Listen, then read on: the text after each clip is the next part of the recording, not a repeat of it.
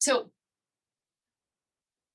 I am Deva Marie Proto, and I am the Clerk, Recorder, Assessor, Registrar of Voters. So I've been in the position since 2019, and I'm currently running unopposed for my my second term. So I'm hoping that without COVID, I can get some of the things done that I actually wanted to do in my first term. So I'm just going to go briefly over, why should you vote? What items are on the ballot now and in November? Some information about registration, our new voting model, where you can vote in person in June, some timelines for June and November, and then just a little bit about access and security and where to get more information. And then hopefully we can open it up for questions. So, why should you vote? Really, your voice is important in how the county, the state, the special districts are operated, and it's really often taken for granted. There's a lot of people that choose not to vote, and really, single votes can make a difference, especially in the local elections, where each vote is more statistically significant, simply because you have lower turnout. The Windsor election that we just had about 40% turnout. So a huge difference in the number of voters that are turning out for that, for their city council, which is, the people that are affecting land use and planning and that type of thing, versus the presidential election, we had over 90%. So, turning out for those local elections is very important. So what's on the ballot in June? In June, we're going to have the state top 2 primary for the gubernatorial election. So we have all of our statewide positions, governor, lieutenant governor, secretary of state, state superintendent of schools. We also have senators, representatives, and then state assembly and senate. And it's the top 2 primary. So everybody, regardless of party, runs in these races. And then whoever the top 2 vote getters are will proceed to November, regardless of what party they are. So we also have the county offices. In an unusual turn of events, we have 2 Superior Court judge positions up. They don't normally go onto the ballot, so it's important that we vote on these. As was already mentioned, we have the county superintendent of schools, 2 supervisors, and then the other 4 elected positions, which are the auditor, controller, treasurer, tax collector, the clerk, recorder, assessor, registrar, the district attorney, and the sheriff coroner. And then Kenwood School District also put a parcel tax on the ballot. And then coming on to November, all the statewide elections, the top 2 vote winners, as I mentioned, and then any county races if somebody did not get over 50% of the vote. So there's a couple of races like the superintendent of schools, like the sheriff, where there's 3 people in the race, and it may be that somebody does not get a majority, and the top 2 will then go to November. We'll also have all the city councils, the school boards, the special districts, and then there will be a lot of state propositions and local measures. It really just kind of depends on what those agencies decide to put on there. So we like to make sure people know they can register to vote online very easily. You do have to be a U.S. citizen and a resident of California. And on the online form, we really just need your name, your date, place of birth, location, generally a street address. But if somebody does not have a residence address, we just need locators. So maybe a cross street or something like that. And then we also need a mailing address if that's different. And then your signature, because that's what we're going to use to check everything on. We really encourage everyone to check your voter status to make sure that you're registered at the right address.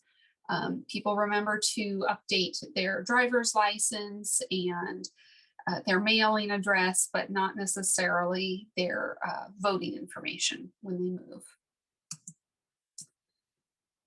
So coming up in June, and we actually had it for the April election in Windsor as well, we will have a new voting model. So the old voting model is where only certain voters were mailed a ballot, and that was anyone who was a permanent vote by mail ballot. People who had requested it just for one election, maybe they're going on vacation or something. And then we always have mail ballot precincts, which are precincts that are too small to have an in-person voting location. Those people would not have an opportunity to vote in person. They would only receive a mail ballot. We would assign voters to polling places. In some of our larger elections, we used to have 175 to 200 polling places. And it wasn't necessarily the closest or most convenient location. It was based on your precinct. So the area in which you vote, you might be at the edge of it, and we have a location right across the street from you where somebody could vote in person, but you weren't assigned there.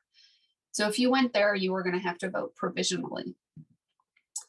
The new voting model was passed by the legislature in 2016. 5 counties, including Napa, implemented pilot projects in 2018. They had good feedback. So there were additional counties that implemented in 2020. And then there's a bunch more of us that are going in the 2022 cycle. So the majority of California voters now vote under this voting model. And it really is the voter choice. So you can vote in person, you can vote by mail. So everybody in the county who is an active registered voter will be sent a ballot in the mail. That's now a state law. You can return that via a postage paid return envelope. You can return it in any of our official ballot drop boxes or at any of the vote centers in Sonoma County. And actually in the state, because we will send each other our vote by mail ballots. And then if you want to vote in person, we have multiple locations, 7 for us, that are open 10 days before the election. We have accessible voting equipment at each one of those. We have bilingual poll workers and bilingual services at every location. And you also have the same day voting and conditional registration. So as I mentioned, all active registered voters will be sent a ballot in the mail. So we'll have 31 total voting locations open around the county. 7 of those will be open for 11 days. And then we will have 24 more of them open 4 days before the election.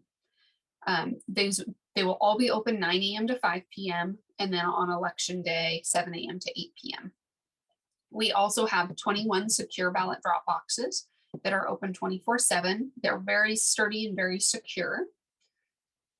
And then we also have our elections administration plan on our website. We have a language accessibility advisory committee called the LAC and a voting accessibility advisory committee called the VAC. Those are both required if you move to this voting model. And then we have increased public outreach and communication. So if you're a voter, you may have gotten a postcard recently letting you know that the Voters' Choice Act is the model we're going to be voting under. So our transition to the Voters' Choice Act, we received Board of Supervisors approval to move to this model in March of 2021. So we started working on the elections administration plan that's required. We had hoped to get it done sooner, but we had the recall election in September that took a lot of resources. But we did get our plan approved by the Secretary of State in December. And so we've already conducted the April election, and then now we're moving into the June and then November election under this model. So we do get questions about why should we change. One of the biggest ones for us is disaster resiliency. So the 2 maps on the screen, one of them is the footprints of the recent fire history that we've had over the last several years. And you can see, And, anybody who's here in Sonoma County knows it's impacted a huge swath of the county. So if any of those locations are impacted close to a fire, under the polling place model, if your assigned polling place wasn't available or you were evacuated, the only place you would be able to get your ballot is to come into our office. And we don't have the capacity, and we don't want everybody to feel like they have to only come on one day and get their ballot in person. So this way they could go, if you're a Sonoma resident and there's something going on in Sonoma, you could get your ballot with Sonoma City Council on it in Bodega Bay or in Cloverdale or in Petaluma. So it's not disenfranchising anyone. The lower map is the likelihood of polling places being affected by the power shutoffs in 2020. And as you can see, all those red dots are polling places that if there was something happening with the power on election day, those are the ones that we wouldn't be able to serve people. So we do have now generators as well as backup batteries for a lot of our locations. There's also enhanced fraud protection and security. So we're looking at voters in real time to see if they have cast a vote, making sure that they can just cast a live ballot now and it'll void any vote by mail ballots that are sent to them. Voters' choice and convenience. You go to the vote center that's available to you or that fits your schedule, and then you can also choose to vote your mail ballot. We also like that we have more public input to our elections administration plan. There's more voter outreach and communication. So we're sending 2 direct postcards, as well as doing newspaper ads, radio ads, TV ads. Because we have fewer locations, we have more opportunities to have bilingual access at each location. And because people aren't assigned, it reduces voter challenges. We don't have all the provisional envelopes that are only there really because somebody went to the wrong polling place. And then we gain some operational efficiency because we're not processing all those provisional ballots and we're doing everything in real time. There's less paperwork to do on the back end. So we can get results out faster. So the locations, the state law actually gives us 15 different criteria that we have to consider. It's population centers, language minority communities, where's public transportation, free parking, low household ownership rates, geographically isolated populations. So we worked with our county GIS and got as much data as we could and combined it. And the results were this heat map that you see, really focusing on the 101 corridor, the 12 corridor, and the Russian River. So we do try to get our locations spread out to make sure that we're serving the most amount of people. So for June, on May 28th, we will have a bunch of locations listed opening. So we'll have a location in Cotati, Healdsburg, Petaluma, 2 in Santa Rosa, 1 in Sebastopol, and 1 in Sonoma that will be open. And those will be open for 11 days total. And the map you see are the locations that we have secured for this election. And then on June 4th, I'm not going to read them all, but they'll be available on the slides. These are the 24 other locations that will be opening. So we have them from the Springs area in Sonoma to Sea Ranch, Geyserville, Pengrove, Rohnert Park. Again, trying to spread them out to make it convenient for voters. And then we also have our ballot drop boxes. So these will actually open next week when the mail ballots get mailed out. So we have 21 of them total spread throughout the county. There's only been a couple of changes. We installed most of these for the November 2020 election. So we did have a change. We installed an additional one in Forestville. And then we moved one in Glen Ellen, just a little bit down the road. So it's now at Jack London Village as opposed to the fire station.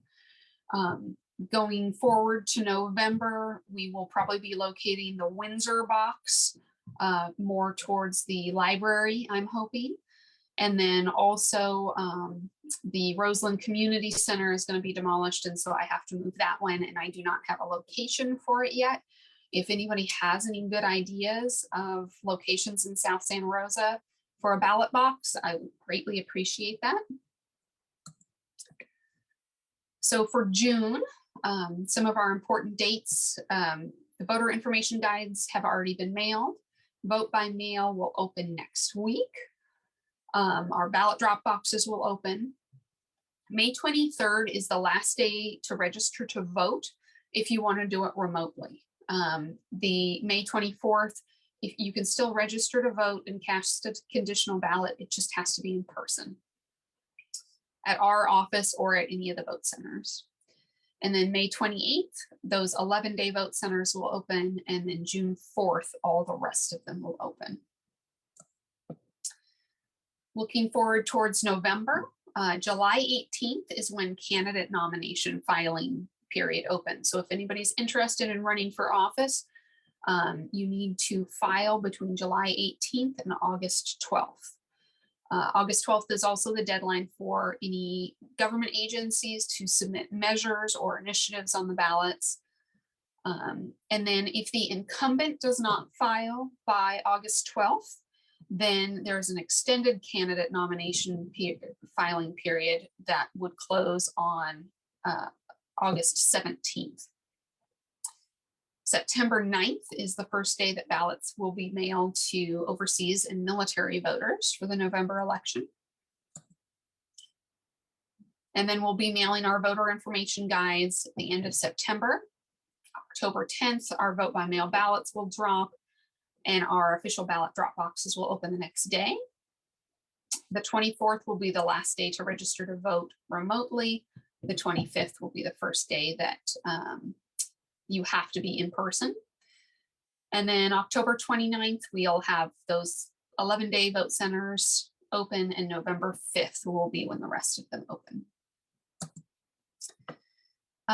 We do always get questions about roll maintenance. When do we update the rolls in preparation for an election? And we actually do updates daily. It is not a one-time thing that we do prior to an election. We actually have 3 full-time staff members that are constantly updating our voter registration. So we have information coming in constantly. We do get paper forms, although not as many as we used to. We also get information from VoteCal, which is the state registration system. So if somebody goes and registers to vote in Contra Costa County or Napa County or Alameda County, they will automatically cancel your registration here. We also get information from the DMV, a lot of information from the DMV, as well as USPS. If somebody's moving, they check the box that they want to have their information updated. And then we also get death records from the Department of Public Health and felony records from the courts. And then I always like to make sure people are aware, because there's always information about, I think it was LA County or something, there's more voters than there are residents. And usually that's because people are not looking at the type of voter. So we have active, inactive, and canceled voters. Active voters are the only ones that are going to receive a ballot in the mail or election material. Inactive voters are in our system. They're registered, but we probably got information that maybe they had moved, and so we're not going to send them anything else. Before they vote, they need to update their information with us. And then canceled voters are people who are deceased, people who have moved to a different county, but we want to preserve that history. So for instance, if I went and moved to a different county, when I'm looking at my statewide record, it will have that I voted here in County Y and County Y and County Y, and then it will also have my County X history. And that's because my record is still a canceled voter in the other system.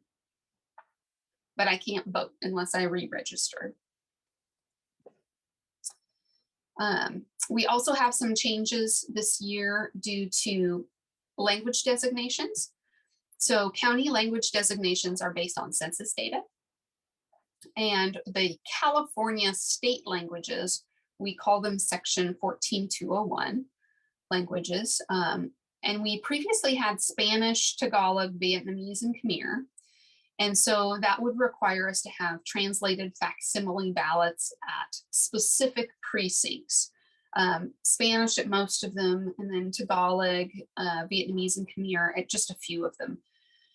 A couple of years ago, we decided we're just going to do all the facsimile ballots, translate them all, so they were available. Based on the 2020 census data, the Spanish language was moved to a federal designation, and the 3 other languages were actually removed. We were not required to provide them anymore. We decided we were going to provide them, just it didn't seem right to take away languages. And then the Secretary of State kind of backtracked on that direction and reinstated all of our languages as of March 1st of this year. But we were designated by federal standards as bilingual starting this year. So that means we're going to have ballots and election materials that are bilingual. They will have English and Spanish. It also requires us to have bilingual poll workers, which we already tried to have at most of our locations. And then we also have phone translation services are available. So not just our covered languages, but the state actually has a program. We can do phone translations with people. I think they have 20 different languages or something that we're able to use. So we do look at all of our locations to make sure that they're accessible to allow equal access to all voting locations. And we do that every couple years. We can put together mitigation measures if we need to. For instance, we have signage so we can create a handicapped parking spot if that's not at the location, or maybe we can prop a door that's too heavy. We also have accessible ballot marking devices, and that allows everybody the same opportunity to cast a ballot. So it's basically like a large touch screen, and it has headphones, sip and puff device, plugs for paddles, and it does print out a paper ballot. So it's not electronic voting. There's nothing stored or tracked in the machine. That paper ballot that gets printed out is what is counted back in our office. We also have remote accessible vote by mail. So that is where a ballot can be emailed to you, and you can use your computer to privately mark a ballot. And again, that's the same thing. You have to print out the paper copy. We have to have your signature in order to validate that, just like a regular vote by mail ballot. And then of course we have our postage paid envelopes so that nobody has to pay in order to vote. There's a lot of talk right now about election system security. So all the systems used in the state of California must be certified by the California Secretary of State. That requires the vendors to apply. They have to put together all this documentation, hardware and software testing done by the state, and that includes them turning over their source code. The state will go through it line by line. And then once they approve it, we will actually get the program given to us by the Secretary of State. It's a hard handoff. They will not email it to us, and the vendor has nothing to do with it. They will give it to us directly. The ballot counting system is not connected to the internet in any way. It's in a secure room. It has badge access and a security camera system. And anybody's welcome to come observe if they would like to. And everything in California is paper-based. So we do have paper ballots for everything. If people are voting by mail, There's only one ballot per active registered voter. So if somebody didn't receive theirs and we send out an additional ballot in the mail, it voids the first ballot that was issued. We check the envelope signature against the voter registration signature, and that's done by humans. It's not a computer. We check every single one of them. If there's no match, state law now requires us to send a letter notifying the voter, allowing them time to cure that signature. And until that signature is deemed good, the ballot's ready to be counted, that envelope remains sealed. And then we have chain of custodies that we have in the office, so we don't have ballots alone with people. When we're picking them up, vote by mail ballots, we're keeping logs of the ballot numbers, the location, and the people who pick them up. We also have locks and seals on all our equipment. Those are verified by multiple people before things are opened or when they're closed up. And that's really to prevent tampering.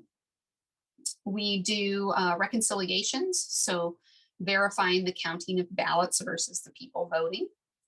And then adjudication, if the software as we're scanning those ballots can't determine how somebody voted, then humans will check that ballot image to determine that. As I mentioned, you're welcome to come into the office. Everything's public. We have logic and accuracy testing before the counting machines have any ballots in them. And that's really to look at it. Is it tabulating things correctly? And is it capturing every mark? We also have audits afterwards. So we do tallies, either the manual tally or the risk limiting audit, where humans are going through and checking the ballots, seeing what they count, and then we compare that to the computer count to make sure it's accurate. And then voter participation is, we keep that, and so people can always verify if somebody cast a vote or not. So, and then I think here's some more information, and I apologize, I probably took too long. There's a lot of information, so if we have any questions, I'd be happy to answer them. Virtual round of applause. Thank you so much. Pardon my Kleenex moment there. Thank you so much. It is a wealth of information and so many details to cover. So I appreciate you being so thorough and thoughtful as you give us an overview. We have a few questions in the chat, and then Regina, you want to kick us off with your hand raised?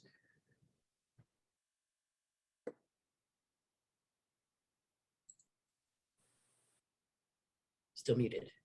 Oh, sorry. Thank you so much. I think I would remember that by now. I'm curious in terms of the count, looking at or matching the signature to the envelope. You mean you do that for each one, and how often are they rejected because it just doesn't look correct? Now, what happens if someone is ill and their signature has changed over time? What do you do in those cases? So we do check everyone. So we have a big, if you ever want to come by the office, we have a big sorting machine in our warehouse. And so it actually takes the ballot, it removes the flap over the signature, it cuts it open and takes a picture of the signature, uses the barcode to match it against the voter registration. And then we will have people comparing the signatures on computer screens. But one of the things that's nice is it has the history of signatures. So one of the things we see, especially as people get older, is their signature maybe becomes a little shakier or something like that. And maybe this person hasn't registered in 20 years, given us an updated signature. When you first look at that signature on the computer screen, the ballot envelope versus the registration, you're like, ooh, that doesn't look like it matches. But we can pull up the whole history. So in that case, you can see all the other vote by mails and any other correspondence we've had with this voter and their signature over the years. so that you can see a lot of the times that signature changing due to age or infirmity. And so we can look at it as a thread more than anything else and say, okay, I can connect this signature up to that top one. Overall, it's a very small percentage of ballots that are rejected. But one of the nice things now is that we will mail that voter a letter and say your signature didn't match, or you forgot to sign your ballot statement. You have an opportunity up until 2 days before we certify the election. You can drop that letter off with your signature at any location or anything like that to cure that, and we can count it. Okay, right. Thank you. Thank you. I'm going to grab one from the chat and I'll toggle back to you, Amy. I do see you. One from Joanna Pond. Black elected officials are underrepresented in Sonoma County. It is our desire to see much more in our elected officials.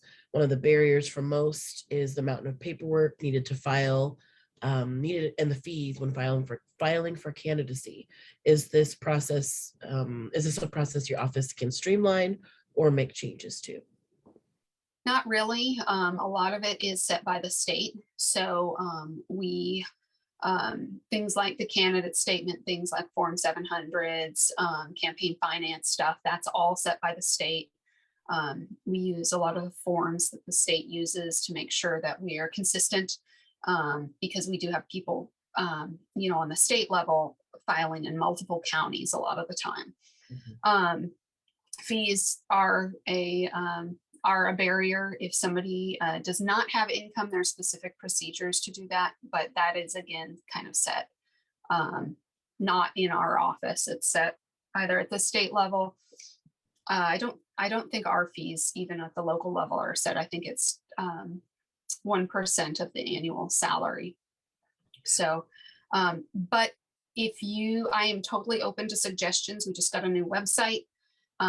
I have been working over the years to put more information on the website. We have put up a grid of the candidate filing paperwork and everything like that. So if you have suggestions, please let me know, because I absolutely would love to improve things, make things easier for people, and make things more accessible on the website. Thank you. Amy, recognizing you. Thanks. I just wanted to respond also to Regina's question about signature matching. I was on a county commission on elections in Santa Clara County, and we actually got a tour of the elections processes. And one of the things we saw, I don't know if you guys do this, allow tours or anything, but we saw actually the machines and how people were examining the signatures. And they were actually having at that time a really high percentage of rejected ballots. And it turned out that statistically, the #1 reason people's signatures were being rejected was that they didn't have a signature on the envelope. So we had seen this, terrible number, and we're like, oh my God, this is awful. And then it turned out people weren't signing their ballots. At that time, they weren't actually proactively notifying voters to cure the ballot, but you're doing that, and they now are doing that as far as I know. Anyways, I'm really excited about voters' choice. I really think it's, congratulations. I know it's been a ton of work, and it's really great stuff. Thank you, Amy. I don't know, do you have tours at all for people? Do you allow people to come see some of the processes? Yeah, we have open houses, and then if somebody does want to put together a tour, you can reach out to me and I'd be happy to take people through. We actually just, for the very first time, we had an open house. So we allowed people to come in, and we had Q&As, we had different areas set up so they could view things and ask questions, and we could explain our processes. We had about 80 people come through, so we think it was pretty successful, and it's something we want to do again. That was kind of a dry run. So I have to say, when we did this tour, and it was kind of small, it was just the commission, it was very educational. I mean, I had no idea what the processes were. And the machines are like who the heck makes these enormous machines is what I want to know. Thank you so much, Amy. Are there any other questions? I am mindful of time, and again, sincerely apologize for all of the Zoom charades we played earlier. Appreciate everyone's